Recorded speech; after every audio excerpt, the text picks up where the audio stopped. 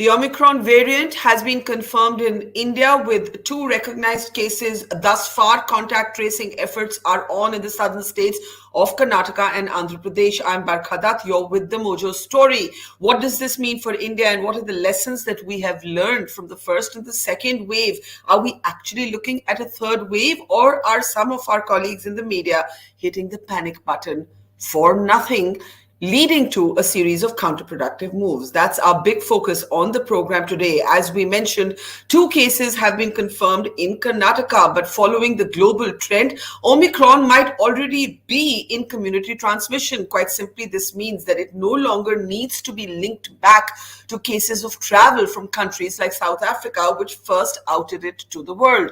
The good news is the symptoms everywhere in the world, including in India, are mild thus far. The bad news is that there is prima facie evidence that there is a high chance of this variant being able to cause reinfections. In other words, if you've had COVID before, it doesn't offer you the kind of effective natural immunity that the Delta and Alpha variants seemed to. Where should the focus be of India's policy, and why are we not mandating vaccines ahead of travel bans and travel restrictions? A pet peeve of mine, certainly. Let's introduce a panel of experts on the program today, all of whom have had frontline experience handling the second and the first waves. Joining us on the program today, we're joined by Mr. J.V.R, who's been, of course, the Health Secretary in the Government of India. Welcome to the program, sir. We're also joined by one of our foremost scientists, Dr. Rakesh Mishra. We're also welcoming to the program Dr. Lancelot Pinto, who's joining us from Mumbai, from the Hinduja Hospital, and Dr. Ishwar Gilada, who is, of course, an infectious diseases expert. Welcome, everybody. I'll start with you, if I may, Dr. Pinto, because, when there was so much panic and panic medication happening in the second wave surge, you were saying, calm down, roll back the steroids, don't keep rolling out the remdesivir. We're seeing some of that breathless panic, understandably, take place now. Our country, like much of the world, cannot afford a third wave. But actually, we simply don't know enough right now to frame some of the policies that we are. What do we make of what we know so far, both globally and in India, Dr. Pinto? Hi, Barkha. Thank you for inviting me to the show. When it comes to a new variant, I think there's always going to be new panic because there's so much of uncertainty. There are so many unknowns. I think the 3 questions that we always need to ask for any variant is, number 1, is it more transmissible? Number 2, does it cause more severe disease? And number 3, is it going to lead to breakthrough infections or immune evasiveness or immune escape? Now, in terms of transmissibility, this new variant does seem to be more transmissible, and that is evident from the velocity with which it's replacing the existing variants in the community in South Africa. When it comes to severity, it does not look like it is more severe, but these are early days, so we are seeing a slight increase in the number of hospitalizations in South Africa, and this could be a reflection of the fact that if the denominator is large enough, if a large quantum of people get infected, eventually the hospitalizations will increase, even if it's a small fraction. The most concerning part, though, is this whole phenomenon of immune escape, which is the fact that this variant might lead to infections among those who've had infections in the past and those who've been vaccinated as well. And that's the true cause for concern right now. And that's the biggest unknown. Now, I think that it's good to be alert. It's good to be proactive in terms of doing whatever you can to prevent infections. But I think we need to, again, step back and go back to the first principles that no matter what the variant is, things like masking, things like preventing super spreader events should be the primary focus, rather than trying to, live in this belief that there is a way to contain this and not spread and prevent its spread by enforcing lockdowns, by enforcing travel bans. I think it is going to spread, and I think we need to go back to the first principles that no matter what the variant is, as long as we make sure that measures such as masking and prevention of super spreader events are in place, we will be able to overcome this. Okay. I want to push you, though, on this notion of immune escape or vaccine escape, right? We also have to define that there can be a variant where the vaccine is not as effective, but it's not useless. You see, my concern with the kind of statements we've seen, for example, from the chief of Moderna, extremely alarmist, already suggesting that the mRNAs have to be adapted or readapted. This is based on computer modeling. This is not based on data yet. We simply don't know. Right. So this was exactly the concern with Delta. So when the Delta variant came about and the UK, for example, looked at the rates of infection, they realized that one dose had only about a 33% protection, which was way lower than the existing variant, which was Alpha then. However, what was very reassuring even then was that the protection against hospitalization and severe disease still remained intact, no matter what the protection against infection. So if that remains true, and I think a lot of experts do believe that that still may hold true for Omicron as well, that we may see a surge in infections, but the existing vaccines will still protect you to a great extent from hospitalization and death. And if that does indeed seem to be the case, that's still reassuring to a certain extent, as long as we keep our vaccination rates high. That's still contingent on the fact that vaccination rates need to be high, but hopefully they will offer protection against severe disease and death.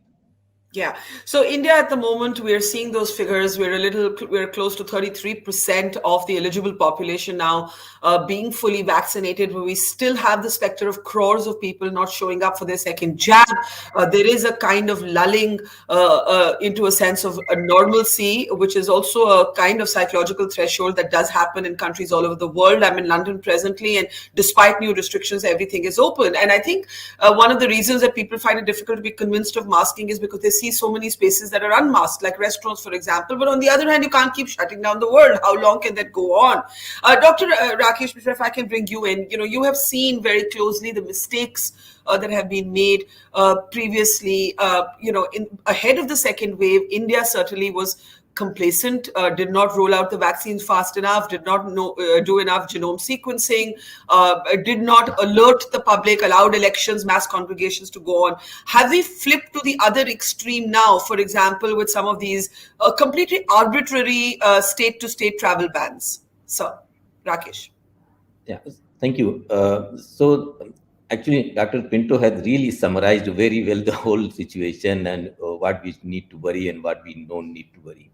So, and I just take a leap from his description of, you cannot really stop the spread of this virus. So, putting ban on travel or economic activity, slow down, all those things, I think is not at the moment we should focus on. As we know that the good thing is that this variant is less symptomatic, which means we are not going to have problem. But India actually is in very strong position. We have paid price for it, but we are in very strong position because we have 70-80% zero positivity. Many major cities, more than 90%. But the suggestion is that Omicron is not offering, that guarantee that comes, or not guarantee, but that protection that comes from natural immunity, which has come from previous exposure. So there are two things. One is whether infection will not happen, or whether there will be a partial protection which will lead to much less symptom and you may not require hospitalization. So I really don't foresee a major wave coming because of this and because of the vaccine effect. The reason is, see, the virus also doesn't have complete freedom to do whatever it can. So for instance, now we see that there are 32 mutation in S gene. But S gene is the business end of this virus. It cannot mutate it beyond the point that it becomes dysfunctional, because this is how it is the key for the virus to open the lock of our cells. If the keys change too much, it will not be able to open the lock. And the vaccines are also targeted against the same key. So it will make changes. So vaccines may become little bit less efficient, particularly those who are targeting S32. But there are vaccines which are like, for example, Covaxin, which is the entire virus. But at the same time, what we can worry is that maybe some monoclonal therapies may not work for this. But I think the vaccines will hold on, and so will the natural infection. It will provide some protection. That's why if we step up vaccination, we are in very good position that we'll not have that kind of desperation. So sorry, complete your point, sir. Complete your point. I just wanted to say that among the symptoms, what I hear is that the oxygen level is not dropping in this patient. So, which means that will be a big help. Actually, the intriguing thing is that the symptoms, the clinical symptoms to look out for per experts across the world are quite different. There's no loss of taste and smell. There's no surge in fever. It's more sort of muscle ache, scratchy throat, dry cough, actually very generic influenza type symptoms reported thus far. But Rakesh, you've helped me go forward to my favorite topic. I have become a big votary of mandating vaccines, which everybody among my liberal friends pushes back against. But I think that it is much better than harming lives and livelihood, certainly livelihoods anymore, because, one thing is saving lives, the other thing is shrinking the very idea of life. Before I come to Dr. Gilada and Mr. Rao, I just want to correct my figure on the vaccines. The adult population fully vaccinated in India is now 43%. It's the total population that is near 33%. So I just wanted to correct that. Dr. Gilada, booster shots, yes or no? Scientists divided. I want to call it the third shot. Many people I've been speaking to say the complete COVID vaccination course is now going to be 3 jabs. See, Barkha, about booster shot, it depends on your supply chain mechanism. 2 months before, when we were discussing, we were against booster. Now we are close to 21, and those who have been vaccinated in January, February, particularly frontline workers, doctors, medical community, and those which are with severe comorbidity, they could be given booster. Secondly, currently there is a 30 crore stock of vaccine with different states. So before we talk about boosters, we should start second dose as early as possible. I don't know what is stopping the central government and so-called expert committee to reduce the gap between 2 Covishield. So if that is done, I think crores of vaccine could be utilized. That's a great suggestion, that reduce the gap. It's happening in other countries across the world. Good point. Go ahead. Yeah. Secondly, there is a lot of vaccine is available with the private sector. Private sector doesn't mean with the medical doctors and nursing home. They are with big private hospitals, and that is going to expire. So rather than also talking about vaccine maitri with international community, do vaccine maitri in India. Near expiry vaccine could be used by the government setup, and in the exchange they can give a longer expiry vaccine to the private sector, and private sector can utilize private doctors and nursing homes to give vaccination, so nothing would expire. And lastly, we would like to rush vaccine as early as possible to Africa. I'm glad that government of India started doing that, but I think Africa was cornered in a very bad way by the Western countries. US government had destroyed 16 million vaccine but did not give it to Africa. A lot of European countries are stockpiling the vaccine for the next generation. I don't know which generation they want to use this vaccine for. So I think in this situation, if vaccination is poor in some countries, they are going to manufacture more and more variants. Now, coming to the variant, if it is only infectious and not giving you sickness and death, I think this is all the more better, that more people get infected and they will reaching the herd immunity. So I think we should keep our fingers crossed. Not a single death out of 373 cases in across 30 countries in the world. And in that situation, we should not overhype it. We should not have radical plans. Every state is coming with some or the other plan, and and it's completely arbitrary. I mean, Maharashtra thankfully has amended the idea of 3 RT-PCRs in a week, which is absolutely bizarre. Thankfully, they've taken that back. But great suggestions there. Reduce the gap. I'm still pushing on the mandates, which I don't know if anyone supports me on. I'll take that to Mr. Rao. From a policy perspective, is it time to make the vaccine something like the Aadhaar card? I know a contentious example, but what I mean by that is that you link it to so many basic economic activities that whether people like it or hate it, they will be compelled to get one. Mr. Rao, from a policy perspective, what are the mistakes not to repeat this time, as we are terrified at the prospect of a third wave? But Dr. Gilada is absolutely right. Without a single mortality anywhere in the world, we shouldn't be talking actually in terms of waves right now. Mr. Rao. Thank you, Barkha.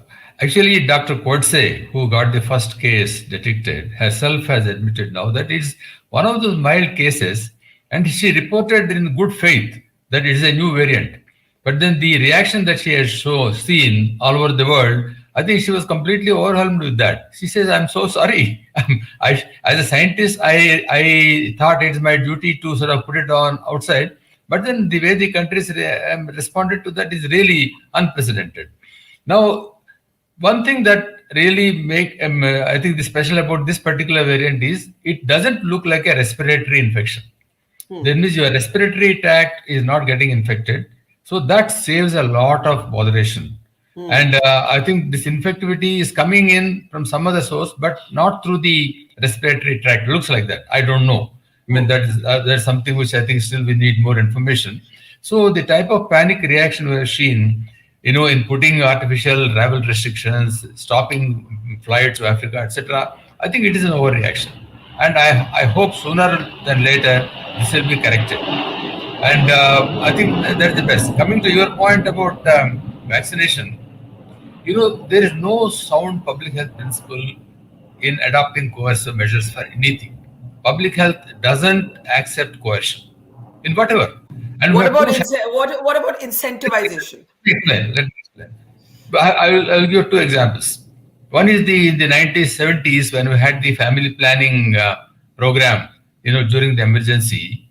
What happened as a result of that? For 20 years, family planning program was just not touched by anyone. And this is a big failure after that. But on the contrary, you have the polio immunization program where certain districts in UP were resisting. They were not allowing even people to come into their colonies. But then slowly, people were, I think, made aware of it, aware of the benefits. And today we have a polio-free India. So I think you have to convince people, and using disincentives like stopping the ration cards, or asking people to carry an RT-PCR test if you want to go for shopping. I mean, this is carrying it too far, and I don't think the situation today warrants it, because people, as you said rightly, people are vaccinated. I think people have basic immunity, at least the adult population. The real threat, of course, is for the children.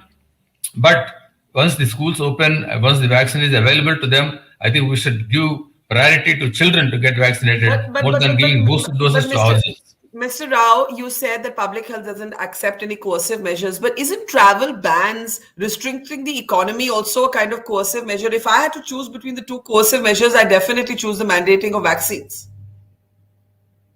Mr. Rao? Travel ban is you are stopping the particular flight. You are not pushing anybody, to say that unless you have to go for a test. You are just putting a travel ban. But here in India, what is happening is states like Kerala and Karnataka and even Maharashtra are thinking of, I don't know whether they're already implementing it, of telling people, look, you are stopping your rations.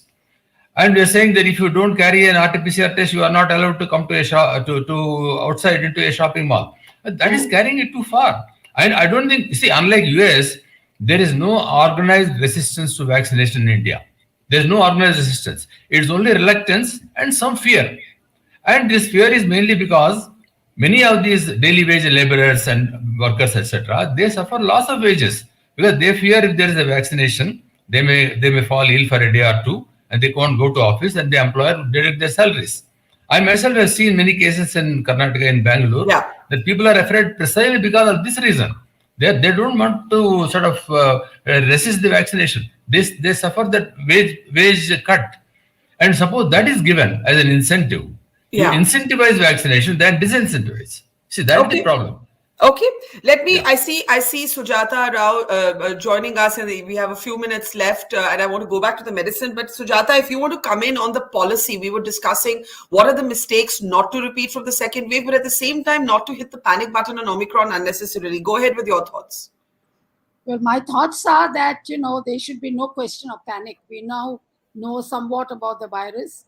We ought to be expecting that the mutation would be taking place, and we ought to be knowing what we know very little about this mutated virus. So there's no need to be panicking. And as Mr. Rao said, I don't at all subscribe for lockdowns and travel bans and these kind of punitive policies. And having said that, I just think that what we should really convey, the government should really convey clearly and soundly is COVID appropriate behavior. That's our only best bet. But to try and guess and give predictions on what Omicron is like and all that is way too early. And that's what is creating panic when everyone comes up with saying it's very infectious. Nobody knows anything about it. And let's be honest about that, So I think it's much better to tell the people that yes, virus not only now, it's going to mutate again. Learn to live with it and be careful. That's the message that should be good. I think that's a really blunt and honest thing to say, because we forget that Omicron is the seventh variant and it won't be the last. And you simply cannot have the world paralyzed every time this happens. You're going to have to manage COVID, not eradicate it. And you need to tell the world you cannot eradicate COVID. But there are certain interesting policy measures that have been linked even in India and globally to vaccinations. Germany, for example, now has a lockdown for the unvaccinated. Back home in India, the Telangana government is asking people to step out only with vaccine certificates. The Kerala chief minister is saying that there is no more free treatment available for those who have not got vaccinated where vaccines are available. I think all of this is absolutely correct. Dr. Pinto, we are beginning to see policy then being tweaked and being linked increasingly to vaccines. Do you at least welcome that? I think incentivization of vaccines is always a great idea. I mean, if somebody chooses to, for example, stay at home locked in and then not get vaccinated, I guess it is their prerogative. But when a person chooses to engage in society, especially in high-risk areas, so if you're talking about closed spaces, you're talking about restaurants where everybody is mandated to pull their masks down. There's no way you can have a masking in a restaurant. In those kinds of circumstances, if you do want to engage in society where you will put others at risk, I think it's only fair to kind of nudge people in a direction where they would feel compelled in some ways to get vaccinated. I don't think that's such a bad idea. And it is welcomed. So, Mr. Rao, you were making a good point, and I just want to bring you in, and then I'll come to Rakesh and Ishwar, that actually the one thing India has not had is an organized anti-vaxxer movement. That's correct. But then how do you explain the crores who just lulled into some comfort? I know you made the point about daily wage earners who are losing wages, but that's not necessarily why crores have missed their second jab. There are 2 or 3 reasons why crores are getting missed. One is this particular category which I mentioned. Second is those who are destitute, poor people, they just don't care whether you get vaccinated or not vaccinated, whether they live or die. That is the set of situation people are in. So you have to go and convince them with the help of community volunteers and give the vaccination. And there is a third category, which are, because of technical reasons, you lose the case. Because what they do is, in the COVID app, they first of all give a particular mobile number. When they go for the second vaccine, they will give a different mobile number. So in the process, you lose the first one. So when these healthcare workers go to the field, they are not able to identify the person. So these are some of the practical difficulties which are happening. They have to be taken into consideration, and corrective measures need to be taken. But putting a blanket thing like getting a vaccine certificate to go out of the house, I mean, are we living in an emergency? What sort of a world are we living in? But why not, for example, the middle class and the upper middle class of India that can afford to eat out in a restaurant mostly will have a phone in which a QR code can simply be shown at the door. What is wrong with that, Mr. Rao? Yes, Sujatha, I know you're coming. I'll come to you in a second. What is wrong with that, Mr. Rao? What is wrong with that? Why is it an emergency to show a QR code at the door of a restaurant? We are not in that sort of a situation, Barkha. In India, we have been able to control the spread of the virus. Let us understand. We have been almost winning the battle. I mean, this particular Omicron is not going to make a big difference because it's not going to cause a lot of mortality and morbidity. And I think people are not going to flood the hospitals. So this will go away. One other will come. But we are not living in this sort of an emergency situation. So why do you force people to adopt certain measures which unnecessarily creates panic? I believe that Sujatha, I'll take this to you. The moment you curb mobility of people between states, it is curbing the economy in some ways, internationally, domestically. And I personally would much rather, I know there's a class stratification that then takes place because we're saying the wealthy are expected to, or the wealthier or the middle class has a different code of behavior expected from it. But I'm assuming if you can go out and eat in a restaurant, you're anyway of a socioeconomic class where you have a smartphone. Sujatha. I know this is anathema to public health people to have any kind of stratification, but we're living in very unusual times. Sujatha, yes. Because the restaurant example is the worst one you could have picked. I know, but tell me, because as Dr. Pinto said, no one can go in with a mask into a restaurant. It's not possible. Because if you remember tobacco, we have all these kind of things. You can't smoke in certain places. If you want to smoke, go outside. You can't smoke in a restaurant. Inside a plane, inside offices, and we encourage that because we want people to have some amount of inconvenience and deterrence to adopting unsafe practices. It's the same thing that's happening here. So that cannot be put on par with saying ban international travel. That's silly and absurd. With all those bans, now we've got the second guy in India. We don't even know from where he's got it. Okay, you're blaming South Africa, but for all you know, we might have been the ones originating this. I mean, no one knows. It's no one's information. How did this guy who's never interacted with anyone get Omicron, So I think we need to understand our own limitations and look at this subject in a much more comprehensive manner and see that we don't unnecessarily penalize people for the COVID pandemic that's raging. Yeah, Mr. Rao, I know you want to come in. I just want to go back to the doctors briefly. Doctor, to Rakesh first. On the third shot, what's good is that all of you are pretty optimistic, and I'm picking up a good energy of optimism here. But everybody's been like not even once bitten but twice bitten in our country, and it's been a devastation for those of us who've lost people in the second wave. So I don't want to undermine anybody's fears, but at the same time, I think it's been bluntly said, COVID isn't going to be eradicated. The approach of zero cases that New Zealand and Australia started with, they've had to abandon that. So let's come to practical things. Do we need a third shot for healthcare workers and for the elderly? Rakesh, to you first. I would certainly support that, healthcare workers and elderly, because it gives them further protection, and elderly because they are more vulnerable, and healthcare, they are in front line, they will be exposed more. Particularly when third dose, even for everybody, it may be good. But the point is, do we have enough stock and do we have enough capacity to vaccinate people at very good speed so that we cover most population? So I think once we have covered everybody, especially if it becomes available, we cover children, then we are in very good position. But third dose should be allowed because there is no shortage of vaccine apparently now. And certainly it should be given to healthcare workers because they are the people who are in front, and they have to be protected whatever means we have so that we don't get into any crisis. So just before Omicron, of course, was revealed to the world by the South Africans, and they did us a favor there. The Indian Council for Medical Research, Dr. Gilada, had ruled out the need, this is just 10 days ago, for a booster/third shot. Now we have the Serum Institute approaching the government saying, give us the approval to use Covishield as the booster. In the rest of the world, it's a mix and match vaccine approach with the mRNAs being the third shot to the AstraZenecas. Dr. Gilada, you said we should send vaccines to Africa. Can we afford to do that when we don't have our second shots completed and we don't have even third shots for our elderly and our helpline workers yet? Barkha, as human beings, we are born discriminatory.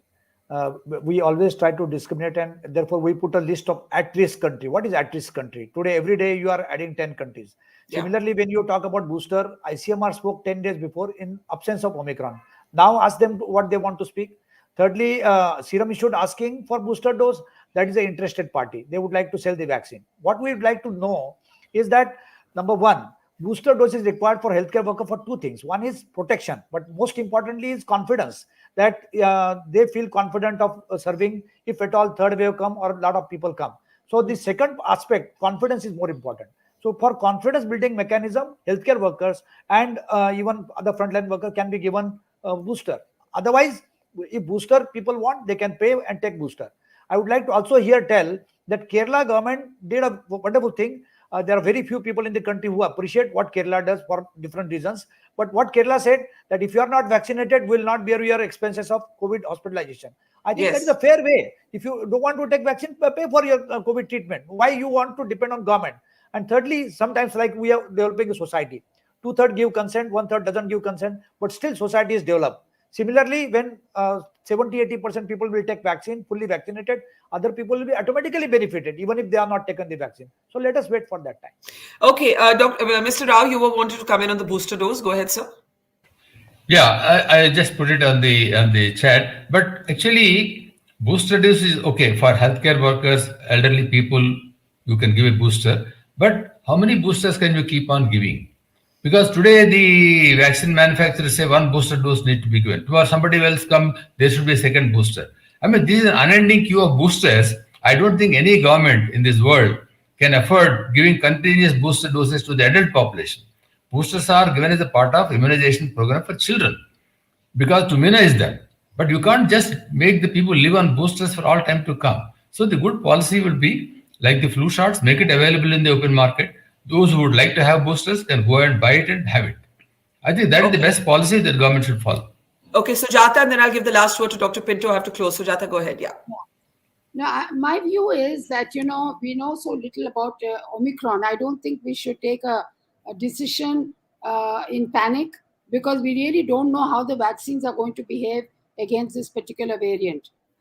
There is a lot of debate going on, which I'm sure, Barkha, you've also read about, Yeah. whether it's, whether inactivated vaccine, that Covaxin will be better, or is it, what it's doing to that spike-based other vaccines and so on. I'm not a technical person at all, so I'm just saying there is a debate. And I really do think that we have to do much more research on this aspect before we come up and articulate and give in to these demands from the vaccine companies for a booster. Because right now, I think the moral imperative is that every Indian should be covered with 2 doses, for whatever it's worth, because Delta continues to be the main rider today. And that's definitely proved to be very, But could we very make an exemption for healthcare workers at the front line and other people at the front line, including, as I discovered, reporting the second wave, those who do cremations and graveyard? I mean, those are the kind of people who are also frontline people. They're people who drive public transport through, so all of those are frontline services. I think we could make an exemption there. You certainly can, but I'm just saying the efficacy of it or the utility of it is not guaranteed. It's not just because you have a booster from Omicron. There is a little bit of the technical research aspect involved, and I think there should be a perfect clarity on that aspect before we say that booster. Because, look at the number of breakthrough infections that are going on, and look at the number of unknowns that we still have on Omicron, the nature and its thing. I think Dr. Rakesh will be able to clarify much more than I can.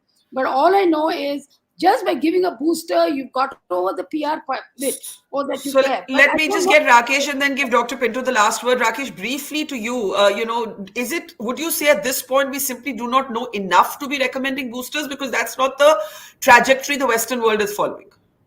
Yeah, I mean, we haven't got trials done from that point of view, so we cannot give numbers and so on. But intuitive thing, if you want to say, the virus is still the SARS-CoV-2. Still, it has many features, and if by some means our immunity has waned, at least antibody presence is less. So the booster will certainly help to some degree. And as one of our friends mentioned, it gives a kind of being enabled or confident, particularly those who are fighting this battle in the front. We are sitting in our offices. Yeah. So if they are protected, even 10%, 20% more, I think is worth doing this, because we'll bring a certain level of confidence, particularly when we have enough vaccine, and it's not because of the lack of dose somebody is not getting. Yeah. It's being irresponsible if somebody is refusing to vaccinate it. I don't know what method to use to convince them. Similarly, if we are not wearing mask in public, it is being irresponsible. So I think those things should come as a culture. I don't know how many rules we can. And that's why I gave my example of the restaurant, which nobody on the panel liked. But the fact is that if you're keeping restaurants open and you're not asking for vaccine certificates at the door, I don't know how we are changing our culture of living if COVID is here to stay. Dr. Pinto and Dr. Gilada, giving you the closing remarks. Dr. Pinto, go ahead. So when it comes to boosters, I think the strongest argument against boosters was the assumption that even breakthrough infections, if they do occur, they tend to be mild. And vaccines continue to protect against severe disease and death, even in the absence of a booster. I think that's no longer true. I think there is evidence to suggest that in the immunocompromised, in the elderly, the rates of mortality, the rates of hospitalizations do increase with these breakthrough infections that happen over time. And I think that argument is no longer valid. So I think a booster is valid for people who are immunocompromised and elderly. Also with Omicron or any new variant which has the potential of breakthrough infection, one way of overcoming those breakthrough infections is increasing your antibody titers. So increasing the level of neutralizing antibodies is something that is achieved by a booster, even in the presence of a variant that has immune escape. And Omicron, if it turns out to be significant, if it turns out to be a variant that leads to increased hospitalization and death, which very well may happen, would again be a very strong argument in favor of boosters. So, I think time will tell us exactly where we stand. Dr. Gilada, on what Delta taught us that we can apply to Omicron? Barkha, Delta was 1% in January 21. It became 99% in July 21, in 6 months. In August, it was already in 100 countries. Now, currently, it is 97 to 99% all over the world. So, we have seen what Delta can do. I don't know whether Omicron will do that or not. But I think we should keep our fingers crossed. Secondly, we should use this Omicron fear to ask people to mask up and take vaccine. And that is already started happening. And thirdly, ask a lot of leaders to shut, because last fortnight I was traveling to Madhya Pradesh. The chief minister said, when you land in Madhya Pradesh, you don't need to have a COVID appropriate behavior. Where is the logic for that? So I think all such kind of mouth can be shut by having this Omicron fear, and let it be that way, but no need of panic. Yeah, I think that's a good point, that use it to boost up your flagging second jab numbers, that gap. Maybe this is a context to fill it. There is also, by the way, in much of the Western world, all the hospitalizations thus far are from Delta. It's still early days. There is some fear of a twin peak. Delta hasn't gone. For India, in fact, we're doing better on Delta because we've seen the worst of it. We've paid the price for it. We've lived through it. And as Mr. Prasad Rao says, I'll end with his quote, Omicron will at least drive the doubting Thomases to the vaccine queues. May that at least happen. We'll leave it there. Dr. Pinto, Sujatha, Mr. Rao, Ishwar, Rakesh, thank you, everybody. And to our audience, if you haven't got your second jab, do it now. Thank you for watching, and see you tomorrow. Goodbye. It's great to see you here. Thank you for watching our work. If you haven't subscribed yet, don't forget to click the bell icon and subscribe to Mojo Story and support independent, robust journalism.